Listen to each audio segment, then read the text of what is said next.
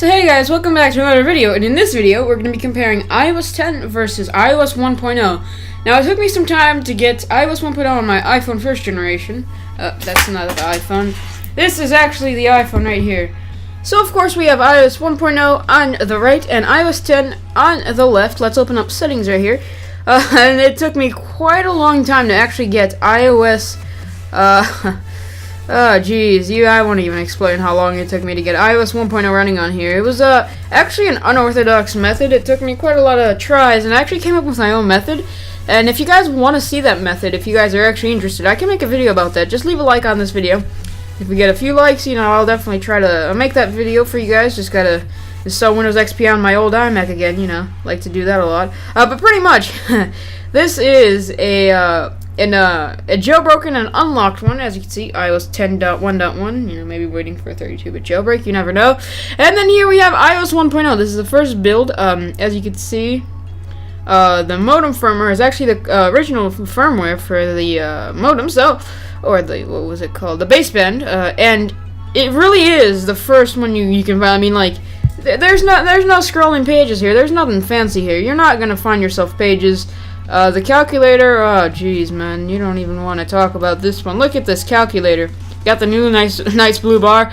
But anyway, so today we're going to be showing you, or well, rather I am going to be showing you iOS 1.0 versus iOS 10.1.1 specifically in this video. So we're going to see 9 years of innovation and what it has looked like. Don't mind my iPhone, it does look kind of rough. So let's get started with the obvious fact, and here you can see that you can actually not change wallpapers on here. There's quite a selection of wallpapers for iOS 10. You can't change the wallpaper on the home screen. The funny thing is, on Android version that were released during this time, you can't change the lock screen wallpaper, but you could change the home screen wallpaper. So it's kind of like an inverse thing. Now to lock this thing, let's find the lock button. Which one's the lock button? Yeah, I did have a back panel on, but I took these off so we could make this video. Okay, here's the lock button.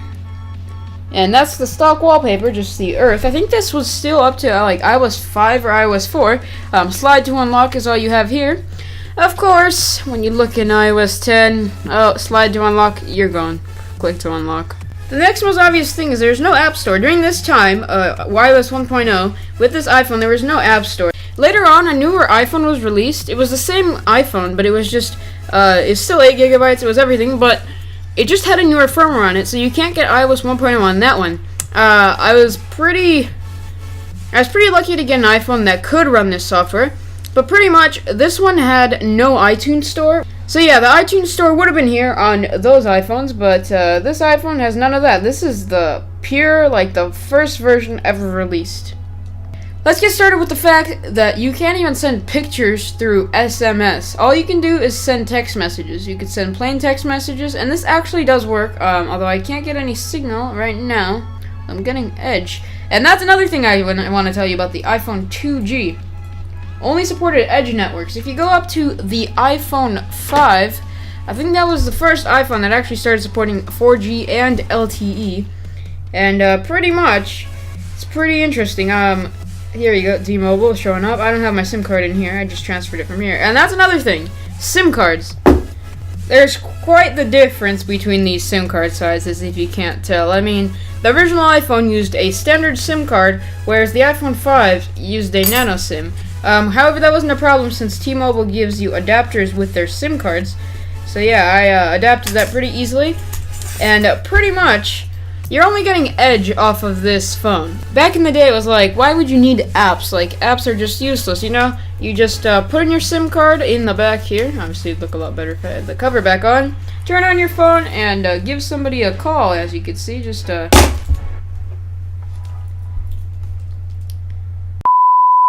Okay then, that wasn't the best. Anyway, as I was saying, you could just give somebody a call, give them a text, and check the time. View some photos that you took with non-existent camera at this point. And yeah, so this was more of a productivity phone. If you go into the newer phones, the newer iOS versions, honestly, most of the stuff that you see in newer iOS versions is not that different. You have mail, you still have calendar, photos, you have all the stuff here. The only things that's been added are things that are actually not that functional.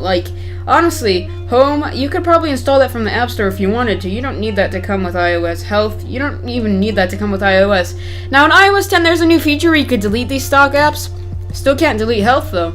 So the thing is, some of these apps, like, you can delete apps that you probably need, and then you can't delete apps that you actually don't need. So pretty much, it's pretty interesting to see how iOS has evolved, and even all the new App Store applications. I mean, you can go download a lot of apps. From this iOS version, there's nothing that you can actually download, and I think that's what's amazing about it.